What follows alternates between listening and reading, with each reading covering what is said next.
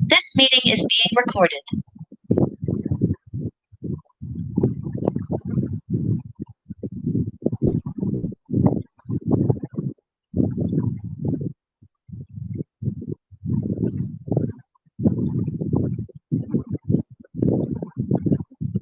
Talking about transmedia now is kind of a loaded topic. There's a lot of people out there that think that transmedia itself is a dirty word, and you don't want to mention even the word transmedia in a business meeting. And that's kind of true, and it's kind of sad because so many people grabbed the term transmedia, twisted it, and turned it into whatever they needed it for in the last couple Could we mute many, many whoever years. the superfluous speaker is? Temporary term. Same way that multimedia means nothing now because everything is multimedia. I believe that we're moving towards a universe in which all media. Divya, when you're ready to start, just let me know.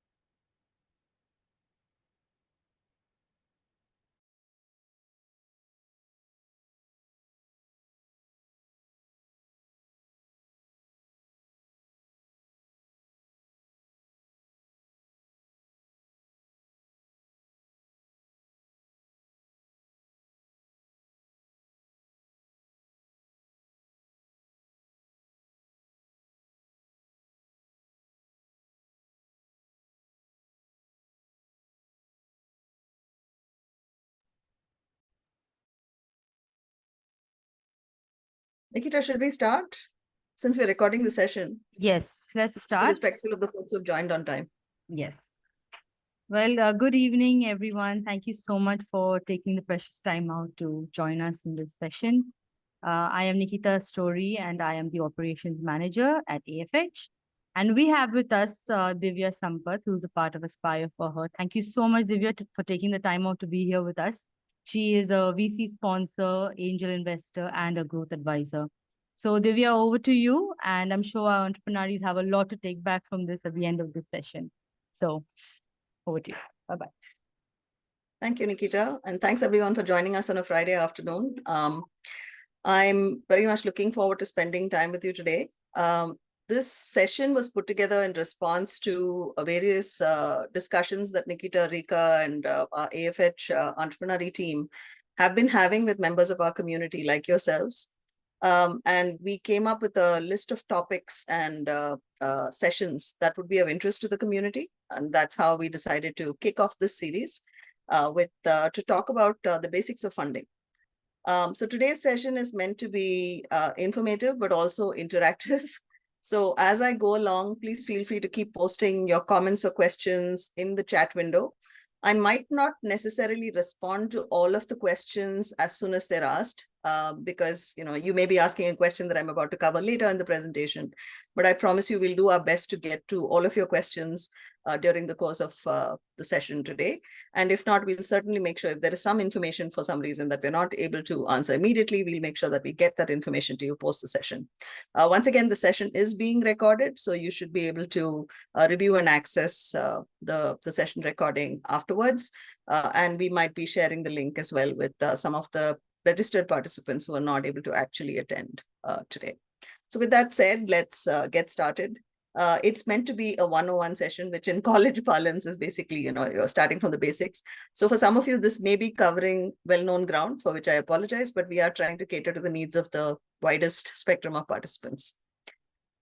So this is the agenda for today. We'll start at the basics of why do businesses need to raise funding, and what are some of the options and sources of funding that are available to you as entrepreneurs, as entrepreneurs. How do you choose a funding option? Then we'll talk about commonly the kind of funding that's available at the various life cycle stages of the business. Talk a little bit about, because this is a frequently asked question, some of the incubators and accelerators that are available to early stage businesses. We'll talk a bit about the fundraising process, and we'll be focusing more on the fundraising process from institutions. We'll also talk a little bit about what do investors commonly look for, because this is a question I get asked a lot in terms of what do you look for as an investor. We'll also, review a few common terms involved in the fundraising process from institutional investing, and we'll open up the floor for Q&A. So this is basically the agenda for today. At any point in time, as I said, please do feel free to post questions in the chat window. And we'll open up some time at the end of the session for a Q&A session. So you can unmute and ask those questions verbally if you prefer to do it that way, right? So let's start with the very basics. Why should you raise funding at all? Why do businesses need to raise funding, right? Now, as business owners yourselves, you already understand this, right? So if you look at if you do Google search, you'll get a response which looks like this. Depending on the state of business you're in, whether you're starting up, typically fundraising is done when a business is either starting up or it's scaling up, right? That's when people raise money. And why do they raise money? To spend it on things like, it could be, if you're a manufacturing business, you might need to acquire property and equipment. You might need to fund, if you're an R&D, if you're a science or a tech-led business, you might need to do development. If you are an e-commerce business or a commercial sales business, you might need to invest in inventory development. As you're scaling up your business, you certainly need to typically invest much more in marketing, in operations. You might need to increase the working capital available to your business. You might need to create cash buffers to insure you against various uncertainties in the market, right? This is typically what happens. And if you ask any entrepreneur what my use of fund is going to be, most of the answers will fall into one of the buckets that you see. I need to spend money on hiring a team. I need to spend money on working capital. I need to spend money on licenses and certifications, and so on and so forth. So these are the common reasons why businesses need to raise money, right? Depending on the kind of business that you have, more than one of these, or some other, in some rare cases, some other categories of fund uses will also exist, of course. And funding options, there's quite a lot of chatter now, both on the internet and in the media at large about funding options. Fundamentally, there are three real types of external funding options. I want to be very clear that it's external funding as opposed to your own internal savings or internal accruals from the business, right? Which is, one is equity financing, the second is debt financing, and the third is convertible debt, which typically converts into equity at a future point in time, right? So in addition to this, you obviously do have your internal savings, your personal funds as an entrepreneur. You also do have surplus that you're generating from the business itself. You're earning revenue by selling your products and services. And typically you do get some surplus cash from that if you're running it profitably. So you're able to plow that back also and invest that in the business. But we're not talking about those because those are considered internal sources of funds rather than external sources of funds. So we'll be talking about external funding options in today's session, right? And again, all of you will have heard these terms about friends and family, about angel investors, about VCs, about crowdfunding platforms, and so on and so forth. And we will cover all of these to some extent in today's discussion. So let's talk a little bit. This is a heavy slide, but I do want to spend a little bit of time talking about the different sources of funding that are commonly available to 99% of the startups in India, which includes all of you, right? I want to start with the right side and work our way backward. Typically, most startup businesses today, large or small, are eligible for some sort of grant funding, typically which comes from national or state level governments, or in some cases even from private corporate bodies and private entities which are giving away grants. And I do encourage all of you to do a little bit of research in terms of the kind of grants that you might be eligible for. Typically, if you're a woman entrepreneur in India, depending on which state you're in, you do get some sort of incentive, some sort of grants that are available to you. And you should not neglect this, right? Because fundamentally, this is free or near free money. So you should definitely take advantage of it if you can. So that is something that I do want to talk about because I find it surprisingly quite neglected. People don't necessarily seem to be aware that they are eligible for grant money. They don't necessarily apply for grant money, and they don't take advantage of this availability. With that said, most grants do have some sort of eligibility as well as some milestone criteria for fulfillment. So for example, most government grants will have if you're, let's say you're an IT startup or a tech startup, right? The grant will be contingent on, so much on successful registration, so much on developing a working prototype, so much on getting your first customer, et cetera, et cetera. There may be various criteria that are applied towards you getting the grant. Typically, you don't necessarily get all of the grant money upfront at one shot, but it's still worth exploring because, most of these milestones are really linked to the natural development of your business. So it is still worthwhile taking the trouble to make yourself aware of what grants are out there and applying for them, right? Particularly if you are in a B2B space, or even in a B2C space where there is a lot of commercial interest. I'll give you one example. When you talk about femtech products, right? Menstrual hygiene products and women's reproductive health products.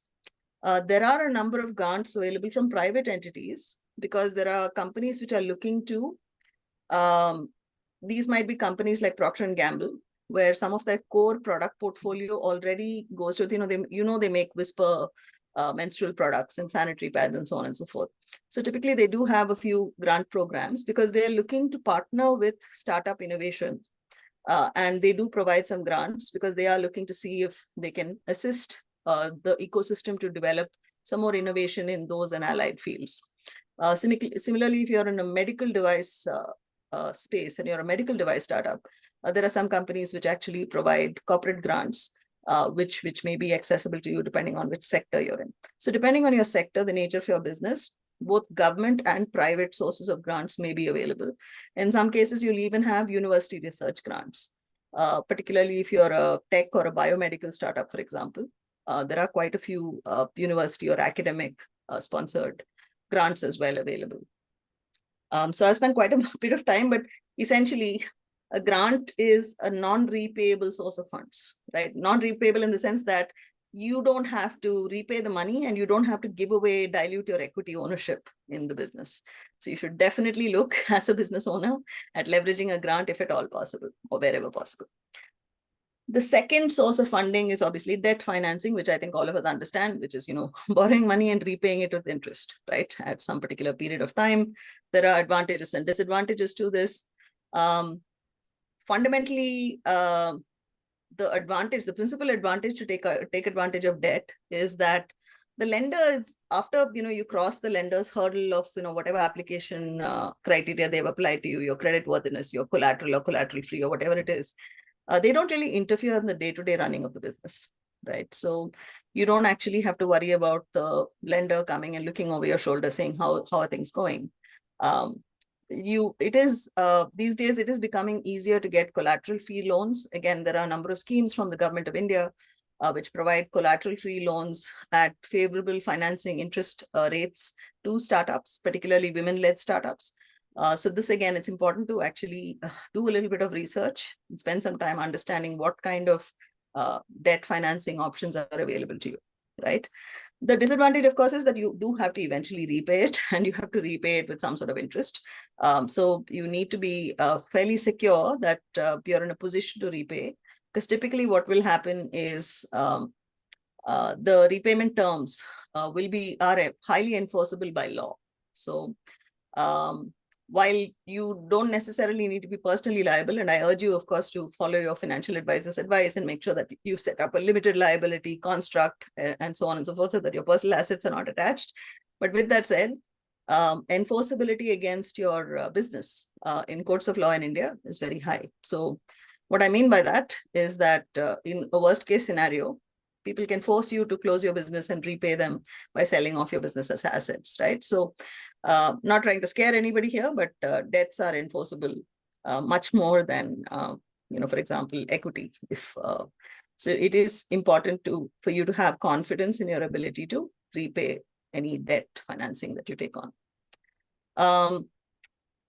Equity financing, which is the last topic, and a lot of interest and excitement typically happens around equity financing, because this is where you get your angel funders and your VC funders typically involved. Fundamentally, what it means is you're selling a portion of your business in return for an infusion of capital, right? So for the it's a riskier investment from the investor standpoint because there is no guarantee of return. But you should not look at this as free money. Remember, it's arguably the most expensive form of financing because you're literally giving up a piece of your business, and a piece of your business at today's prices versus whatever the future value of your business is. So potentially this is the most expensive to the entrepreneur of the kinds of financing involved, right? So it is extremely important to remember that you are giving away a portion of your business when you're taking on equity financing from outside. The other thing that you need to be aware of and prepared for is you are building a long-term relationship with the people who are investing in your equity, the people who are on your cap table. In some senses, at a previous Aspire for Her event at the Bombay Stock Exchange last year, I remember making this comment that you should look at it as whoever's on your cap table, think about it as almost like it's a marriage, like a long-term relationship, right? So you're going to be in a relationship with these folks for a number of years. So it is important to be selective about who you bring onto your cap table. And it is important to maintain the relationship so that a healthy relationship, a healthy professional relationship is there. Because when you do part ways, you don't want that parting of ways to be contentious or, difficult or messy, right? So this is where there's a lot of activity around. Who are the people who actually provide this funding? Like it says on the slide, this includes angel investors. It includes self-financing. And by the way, as entrepreneurs, if you're not before you take any external financing, you own 100% of the equity of your business, right? So self-financing very much includes equity ownership. It's equity financing. So the money you're investing is effectively going into the equity of your business. You can raise money from family and friends, you can raise money from VCs, and you can certainly get equity funding from incubators and accelerators as an early stage business. Moving on.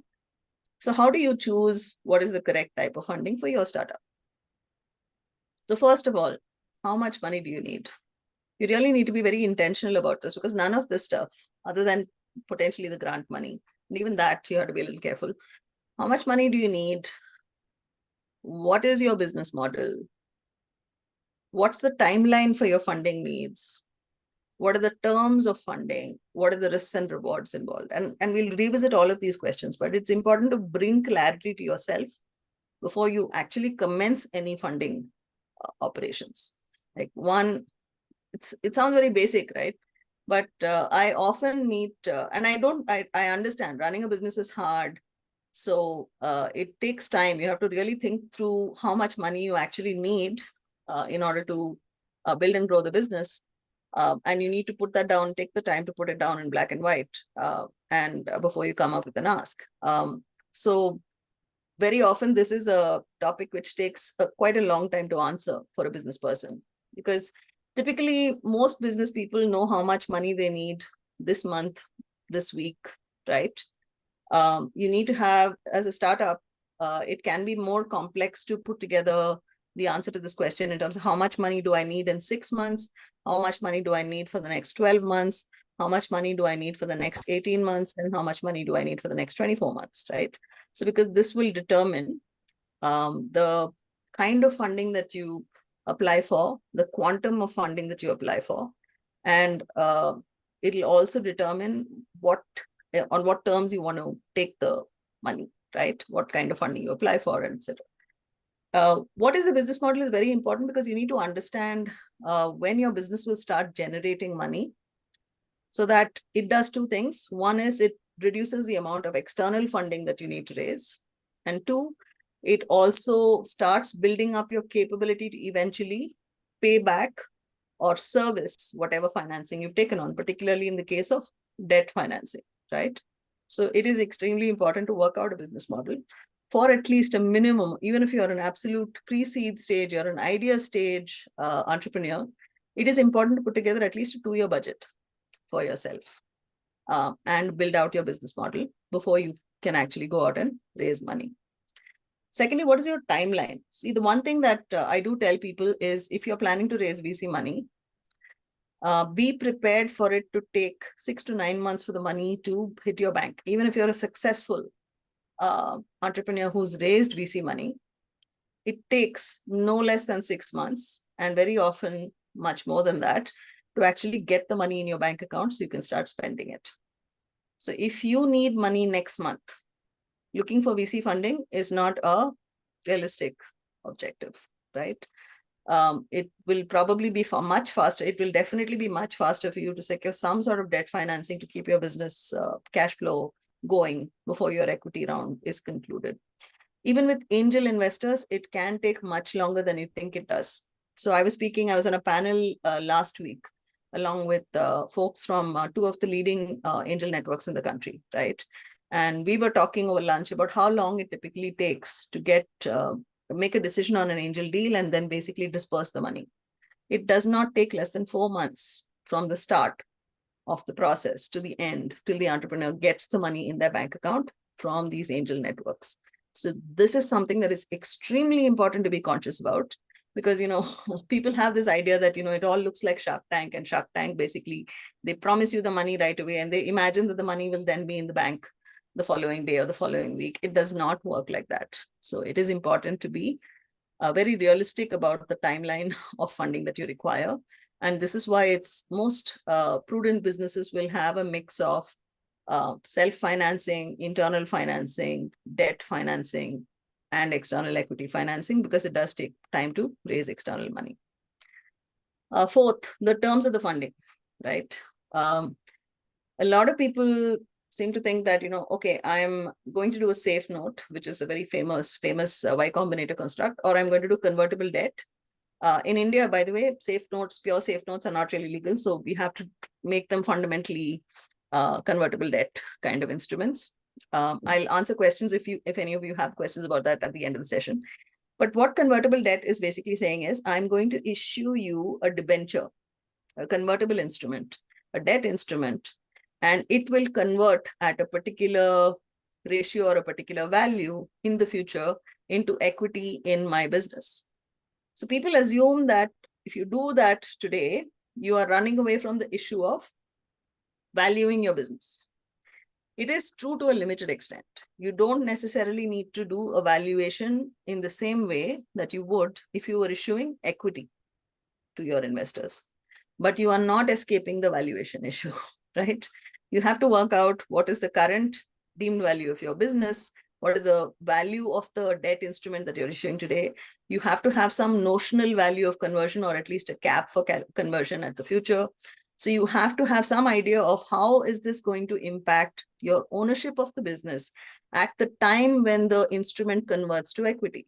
So let's say that you're issuing a 3-year convertible debt instrument, or you're issuing a tenured instrument, which is slightly open-ended. The maximum tenure you can issue as per legal SEBI's rules in India, as per company law in India, you cannot issue an open-ended convertible instrument. So the maximum tenure can be 10 years. So it will have to convert within that period. As and when it does convert, whether it's 3 years, whether it's 2 years, whether it's 5 years, whatever, you need to understand how it's going to affect the ownership of your business. What percentage of your business is going to get diluted and go to these external owners who have invested in your business. It is extremely important to understand that, because in the meantime, you will make other decisions. Trust me, as founders, let's say in the 5 years that this convertible instrument is happening, you will hire more people. You'll be issuing some of them stock warrants and ESOPs.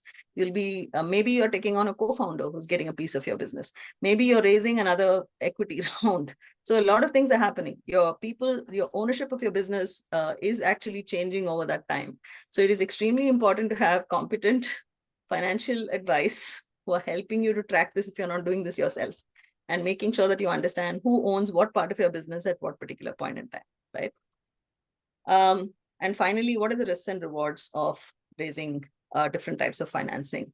Very often, a small business will do this calculation and discover that, hey, you know what, even if it takes us 2 more years to grow the business, rather than have to dilute 20% of the ownership of my business and therefore potentially give away 20% of my equity and potential profitability, I would rather grow at a slower pace, fund this from the surpluses from the business itself, and then I'll go and raise money if I need it after 2 years, because it is too high risk for me to bring on external investors who have expectations of rapid growth and whatnot and other expectations for me to take on any external equity financing.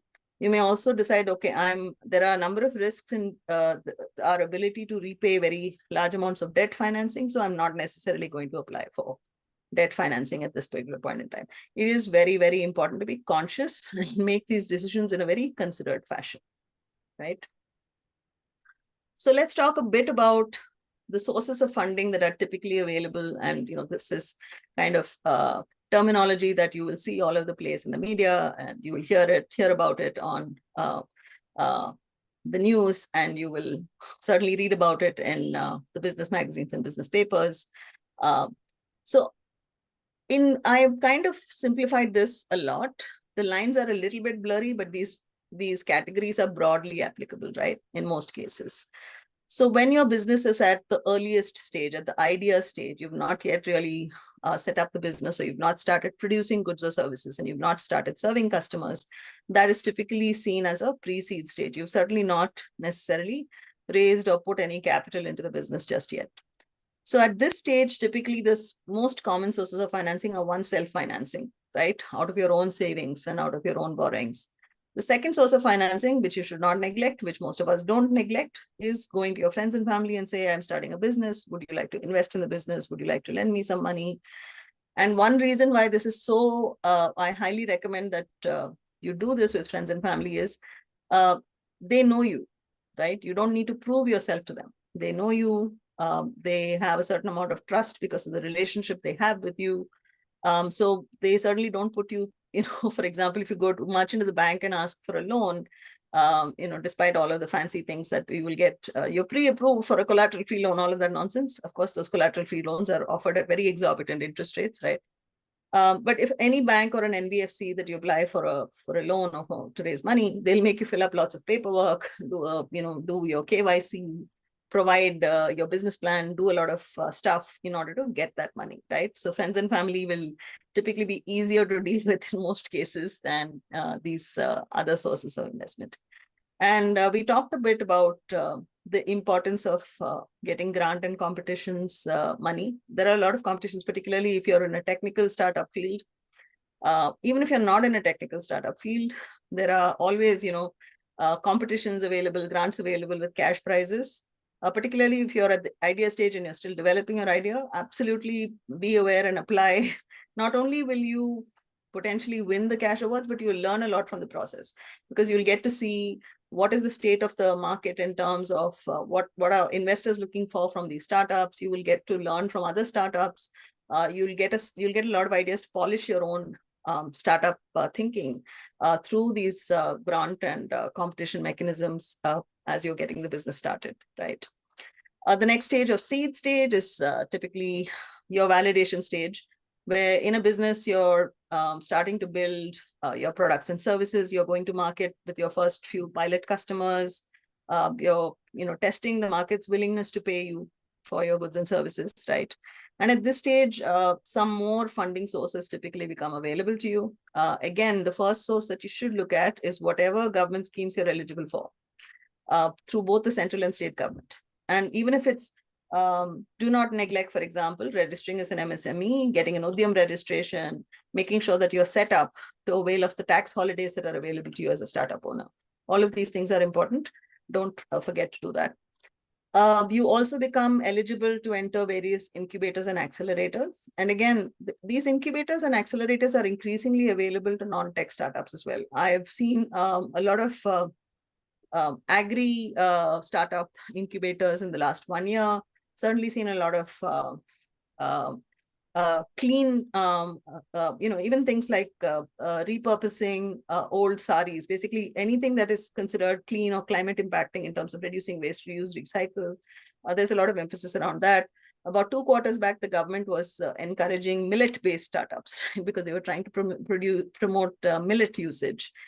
So there were a lot of food startups which were based on millets, which were getting a number of competitions and schemes and grants and whatnot. So it is important to keep an eye on those. There are also incubator programs and accelerator programs available based on your sector. You now become eligible for loans because you've registered your business, you're starting to get customers. Both NBFCs and banks will potentially be willing to lend to you. Again, it's important to kind of be aware of what's available. Some of these are available, in fact, at fairly favorable rates. Like there are some, from time to time, the government will promote a scheme, even through private lenders, saying that, women get half a basis point over the repo rate. So that's a very favorable lending rate. So, you should take advantage if that's possible. You're certainly getting interest from angel investors, and there are even some VC funds which are seed stage focused, which will start looking at you, right? The next stage is C to Series A can be a little fuzzy. People do a couple of rounds pre-Series A. They call it pre-Series A. This is your early traction phase of the business, right? What we mean by early traction is you've now got some customers. You're expanding beyond your initial sort of pilot level of customer phase. And this is where you're starting to see more funds, including angel funds, VC funds. You're starting to see NBFCs actually actively reaching out and saying, we'd like to finance you. You also have the opportunity of taking venture debt in these situations. The next series of fundraising typically would be after post-Series A. And again, not every business needs to go through the sequence, right? You can go directly from pre-seed to Series A. Or you can go or you don't do a seed round at all, you directly do a Series A. That's also possible. So, but this is the typical sort of cycle. The next round after your Series A, if you've officially called it Series A, is called your Series B, right? And C, D, E, and so on. These days, I've seen even pre-IPO, some rounds do go as long as Series F, but the alphabets are self-explanatory. And again, you have the same usual suspects as the previous round, but you also increasingly now late stage have a bunch of private equity firms. The difference between venture debt and private equity is both from a legal definition perspective, as well as from a fund focus perspective, right? From a SEBI classification perspective, alternative investment funds are classified into category 1, 2, and 3 funds. So category 1 funds include both angel funds and some VC funds. Category 2 funds include both venture funds, venture debt funds, alternative investment category funds, which are non-hedge funds. Category 3 is fundamentally your hedge funds and your private equity funds and so on and so forth. But some private equity funds can also be category B, SEBI registered alternative investment funds. So private equity funds typically tend to invest at a later stage in a mature business as compared to VC funds. So they are considered, so the risk is proportionately to the stage of the business. So the highest risk stage is obviously your pre-seed, because your idea may never fructify, right? So whatever money that gets invested, there's no guarantee that it will actually get anything in return. Seed is still highly risky, but less risky than pre-seed. Series A is considered less risky still because you've got some early traction. People have paid you some money, right? So for your products and services. So the risk reduces the more mature the business is. That's the theory in any case. Private equity tends to want predictable returns on the capital that's deployed, almost like shareholders of a public limited firm. So that's the difference between private equity and venture debt. Again, I don't want to spend too much time on that. And the last stage that all investors in these previous stages are typically interested in is the exit stage, where people who have invested money and got some stake in your business are selling the stake in your business, right? So this is your maturity stage of the business, when you can exit. So early investors can exit through IPOs or through being purchased, M&A with another organization, through their sale of shares to other stockholders. Very often what happens is that people consolidate at a later stage, right? One early angel investor sells their shares to another VC investor who was a Series C investor, and so on and so forth. There can also be buybacks. The business, in order to conserve capital, has the surplus money and buys back the shares from the early investors. So that also does happen. So these are all the exit possibilities that are there in the system. At early stage, since I mentioned I want to talk about this is a frequently asked question, so I'll spend a little bit of time talking about it. There are a number of accelerator and incubator programs. that you may be eligible for depending on the kind of business and the segment and the geography that you're in, right? So there are a lot of corporate accelerator programs. So it is important, as I was saying before, that example I gave of if you're a femtech startup, then you should look at corporate acceleration programs in companies that are doing adjacent things to what you're doing. For tech startups, there are accelerators that like Google and Microsoft and Cisco and all of these, MNC well-known tech companies. That's definitely worth considering. I should point out, Aspire for Her ourselves have taken advantage of the Google for Startups Accelerator program. It was immensely worth it for us.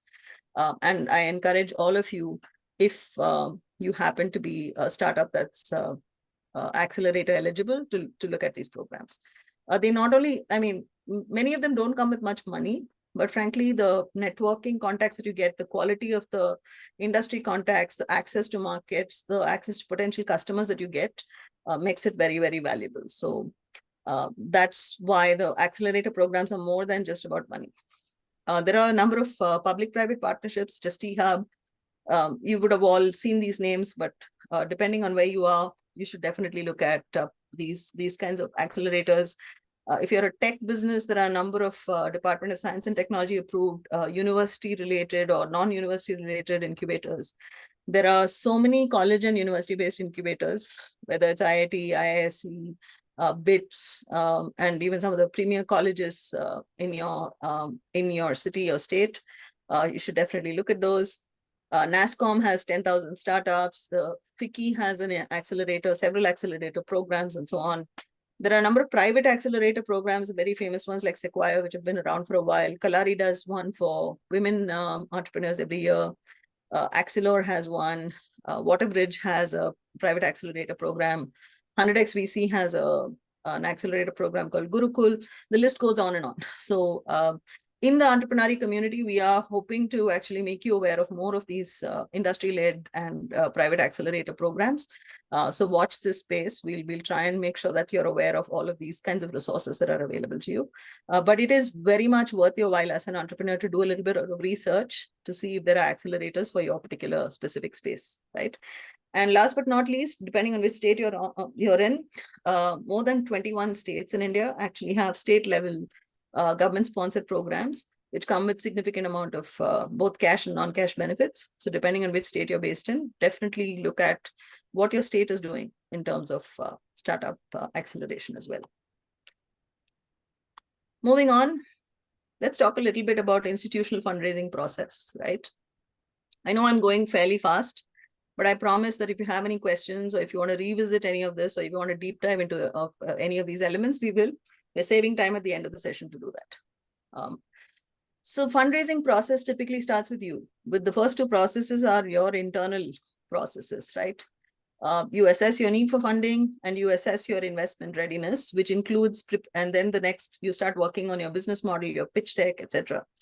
On a later slide, I'm actually going to talk about what all you need to prepare for the investment process. So hold your horses till then. And then you need to do a bit of investor targeting. Don't just spray and pray. It's not an effective way to go and raise money. Go and target the kind of investor based on the homework that you're doing, the research that you're doing, and start pitching. Get some help at this stage as well. There are a number of programs, including Entrepreneur, which actually do assist you in preparing your pitches and giving you feedback on pitches. So take advantage of that.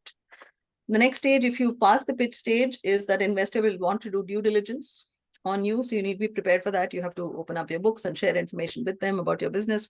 And then you get to the term sheet stage where you're actually putting down the terms of your agreement on paper. We'll talk a little bit more about that in terms of what's typically in a term sheet.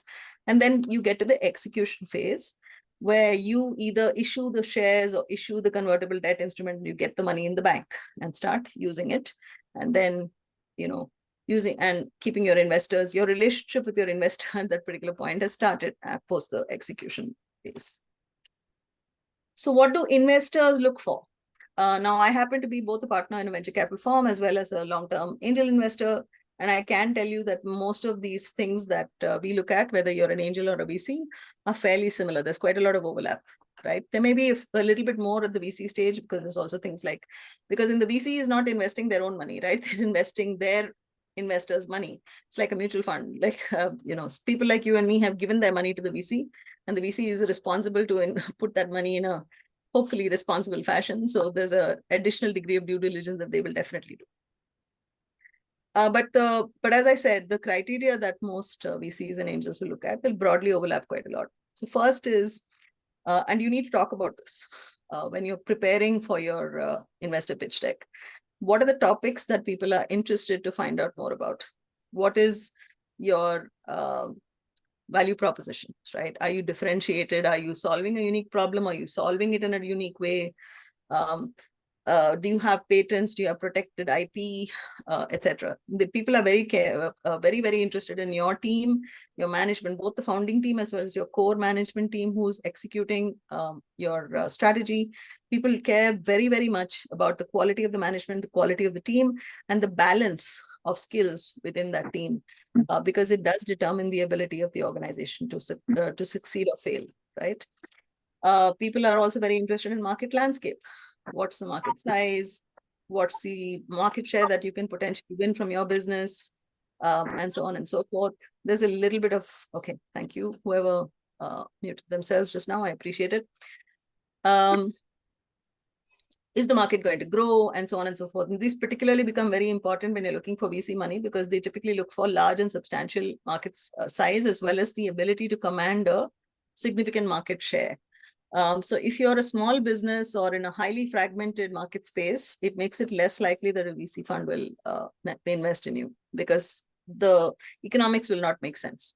In that case, it will be a better choice to go for debt financing or alternative sources of financing, right? People look for scalability and sustainability. The sustainability is something that some founders neglect. It is important to have a clear picture and talk about how sustainable your business is. It's not just important to show how well you're doing today. You have to show that your business can be thriving and succeeding 5 years from now. That is something that investors look for. People definitely look for clarity in terms of your customers and suppliers. So for example, there are startups, there are a number of very interesting technology ideas, right? That we were looking at last year in the EV space. But we discovered that there was a common weak link, which is that they were very dependent on components imported, both chip components imported from China and Taiwan. So that was a little bit of a supply chain weakness that the entrepreneurs had not thought sufficiently about. And it makes a big difference to the potential profitability and sustainability of the business if your supply chain is not sorted. So that's important. People will look at the quality of your competitive analysis. Are you aware of who else is competing in your market, both established players and new players? How are you planning to beat them? What is your right to win? What's your differentiation, right?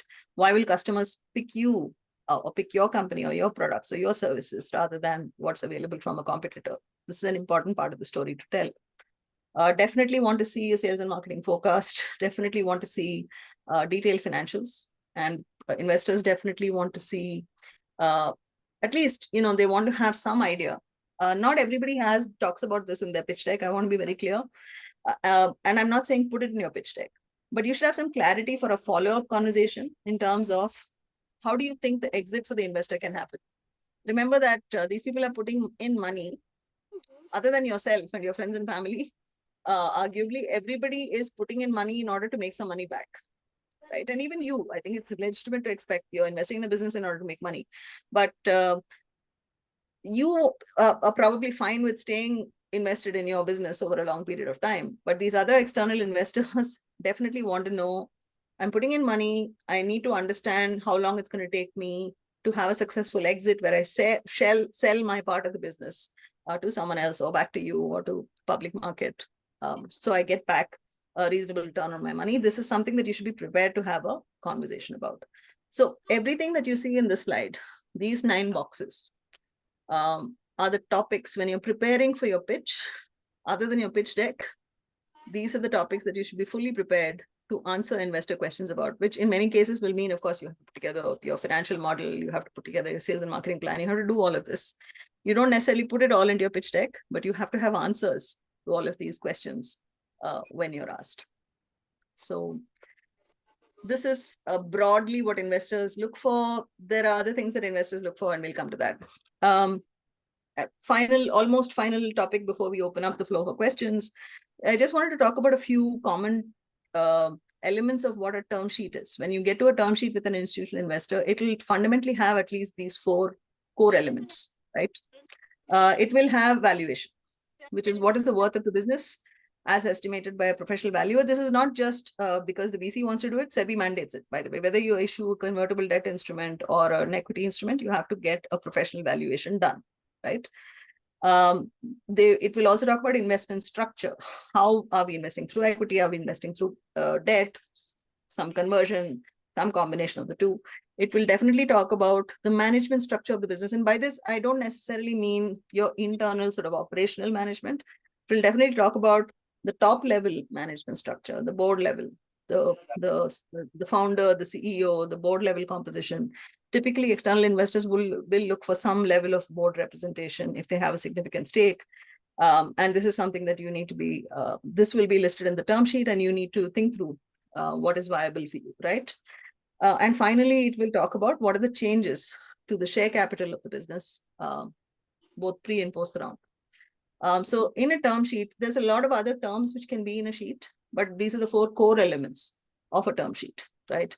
So if you stripped away everything else from a term sheet, it would still mandatorily need to have these 4 elements in order for the term sheet to be a valid legal document, right? So, and again, I'm happy to sort of have a discussion, but at this point, we have about 13 minutes left for the close of the hour. So let's open up for questions at this stage.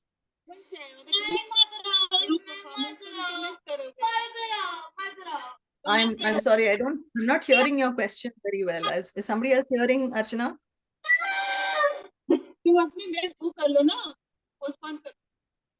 Archana, can you hear us? Maybe she wasn't asking a question. Okay. All right. Anyone else who wants to ask We a have question? Go ahead. Priyanka Surv in the chat asking question. How Okay. do we assess? Okay. Okay. Priyanka has asked the question, how do we assess or check which scheme or grant we are eligible for? So Priyanka, first of all, the scheme or grant, the first thing I will recommend is definitely go and check all of the official sources. So for example, if you go to the Startup India government page, they have a comprehensive list of schemes available to startups in India. If you look at the Niti Aayog site, you'll have a separate section for MSMEs, micro, small, medium enterprises, in terms of schemes that are generally available from the central government for your space. The thing about Niti Aayog and Startup India is that they also regularly conduct informational sessions for entrepreneurs. So you should definitely take advantage of those sessions and listen to them to understand what central government schemes or broad schemes are available. The other nodal agencies to look for, depending, so for example, if you're an agricultural startup, you should definitely keep an eye on what NABARD is doing. If you are a small industry startup, you should look at what SIDBI is doing. You should look at their website. You should definitely participate in local entrepreneur meetings, because there are a lot of information, a lot of these financiers and people who are promoting schemes do come and talk at these local entrepreneur meetings. So it is important, if you can make the time, or at least attend a webinar or two, definitely attend those. At a state level, you should definitely check out what is available to you. There is, as I said, depending on the sector that you're in, right? Priyanka, can I ask you, what kind of startup do you have and where are you based?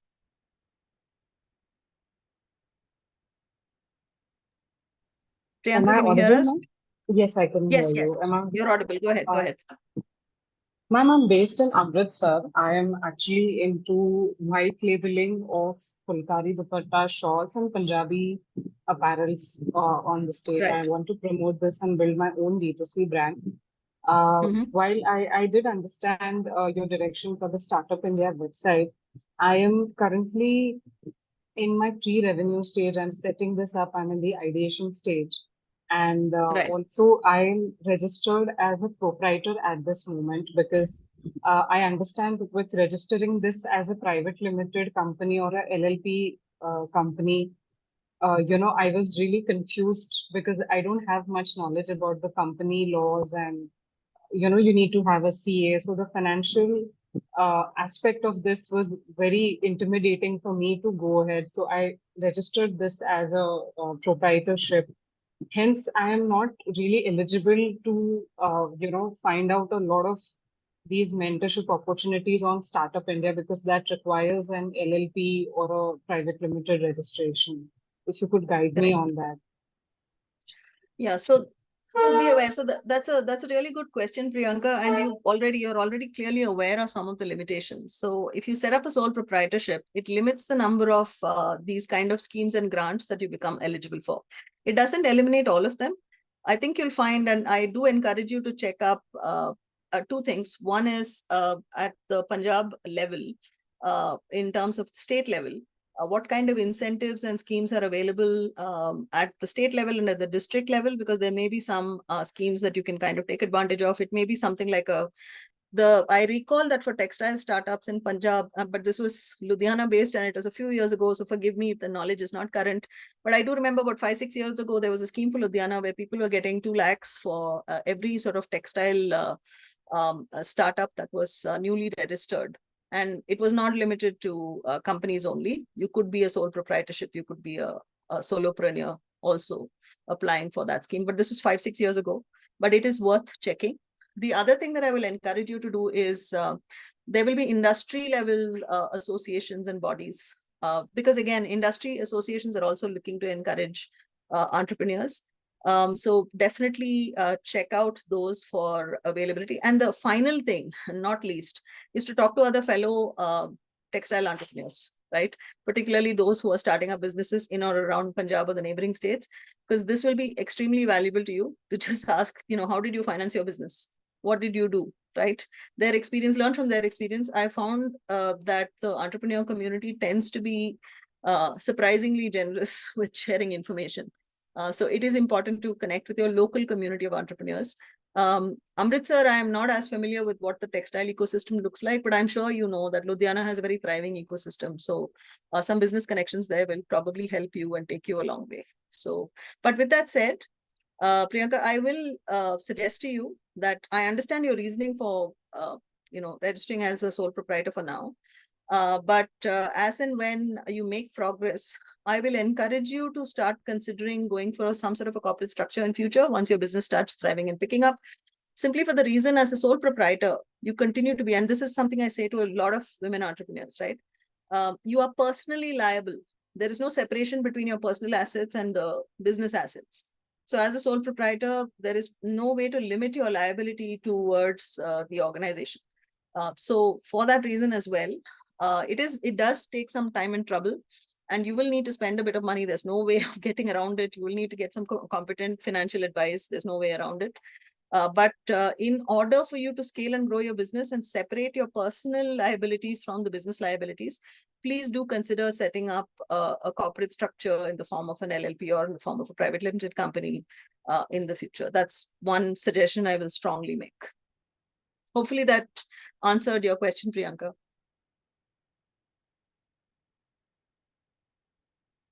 You're very welcome. Anyone else? And again, I'm aware I covered a lot of material during the session, so I may have gone quite fast over some of them. So if there were any questions that you have about any of the material I was talking about, more than happy to take this time to go back and answer those in more detail.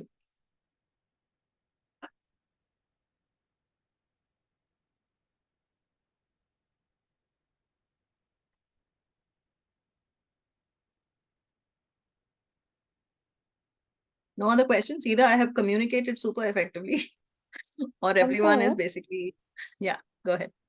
Hi, thank you so much for Hi. the session. I have a small question.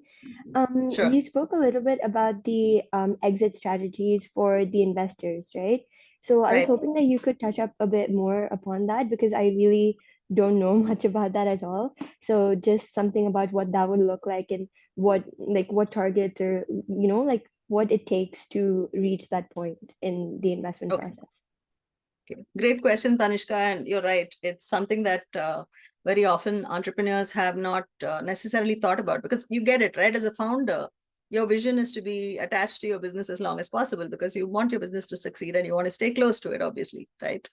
But as external investors, as I said, they're not necessarily thinking about your business in the same particular way. So as an angel investor, as as a venture capital investor or as an NBFC that is investing in your business, why am I investing that money? It's because I am expecting to get a financial return. In the case of someone who's taken equity in your company, there are fundamentally only two ways I can get a financial return on my money. Either I sell my share in your business or I get dividends from you because of my ownership or share in your profits. These are the only two potential ways that I can actually make my money back. In the case of early stage investors, it is very rare to expect to make dividends. It's not a long established company which is consistently profitable and is returning dividends, right? So people are looking actively to, at some point, exit your business with a handsome capital gain from having sold their shares at a profitable rate. Now, how can this exit happen? So I'll go back a little bit to the previous slide, right? And let's explore that a little bit more because I was talking about this. This, as it says in the last box on this particular slide, there are multiple ways to actually look at exits from a startup investment as a startup investor. Oops, sorry, that slide unnecessarily flipped. Apologies, going back. So one very common way of doing this is I have often seen this often happens particularly with B2B companies, right? Where you find that a major partner or a major customer of yours ends up buying you out, right? I'll give an example from a sort of a past life where I used to work for Microsoft for a number of years, right? And Microsoft famously acquired a number of companies. One of the companies that we worked closely with from a hiring and sales standpoint was LinkedIn, right? And we ended up acquiring LinkedIn. So essentially, people who had invested in LinkedIn obviously got an exit by Microsoft buying out their shares at a very handsome profit, right? Another typical example is there is a company that I invested in as an angel investor. And this is a very sort of small energy kind of company, which had developed a very small refinement to, I can't talk too much about this because this is still kind of a patented thing. What can I say?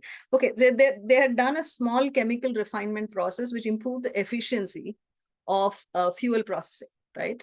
And they actually got bought out by their biggest customer at the time, which is a global European energy major, right? Who was their biggest customer? They had only 3 customers. It was a B2B business. They had developed this innovation and it is only being used by people who are doing fuel processing, right? So they had 3 major customers and the biggest one ended up buying them out. And again, both the founders and the investors, of course, they paid the founders to stay on as VPs and run that portion of the business. So that happens. So this very often actually is, so this corporate merger acquisition process is one way to exit. The other example that I want to give from the India market is a couple of years ago, some of you in the entrepreneurial community will have heard Naya Saggi's session, right? Naya Saggi is the founder CEO of Baby Chakra. Baby Chakra and quite a few other businesses merged to form the MyGlam group, right? So the MyGlam group merged, and in the process, the shares got consolidated and the various founders and some of their investors got to sell their shares at a higher value, while most of the founders stayed on to run their business units under that umbrella organization. So mergers and acquisitions do often serve as a means for exit for investors. IPO. I mean, most of you would have seen the news about various famous IPOs which kind of came out.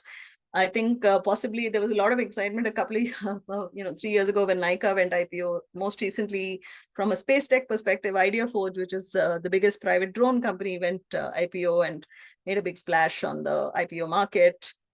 So initial public offerings is when basically the financial investors get to exit and the public takes ownership of the shares and so on. Subsequent rounds of funding can also be means of exit. So for example, let's say you're taking seed level financing, right, from a seed fund. They give you, they buy, let's say, you have 100 shares in your business and they get 15% of your business by giving you 1 crore upfront, right?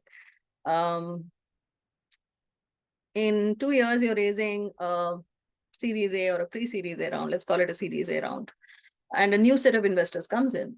And as part of that round, the business which was valued at 1 crore, the business which was valued at 1 crore for 15% of the business is now being valued at 20 crores for 15% of the business.